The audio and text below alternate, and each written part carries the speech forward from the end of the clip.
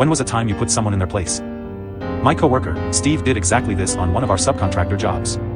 The customer was a manufacturer for high-end electronic components. Security was tight as a small 4x6 box could contain 250K worth of microchips. A security checkpoint had to be passed every trip in or out of the building. Mr. Security Guard, Chad, decided Steve was more suspicious than the other 4 techs. So every trip in or out, not only was Steve made to dump his entire contents of his backpack out on the table and go through it. Chad required Steve to show him the last 5 pictures taken on his phone to prove he wasn't stealing secrets. This is all fine, except Chad lets everyone else through without any sort of inspection. Steve is trying to stay positive, but obviously this is eating away at him. Wednesday comes along, Steve is overly scrutinized on our way in as usual. As we head to security at lunch, Steve says he has to go to the bathroom. He comes back out a few minutes later, absolutely giddy. Chad stops us on our way out and asks Steve to see his camera roll. Steve gladly hands the phone over.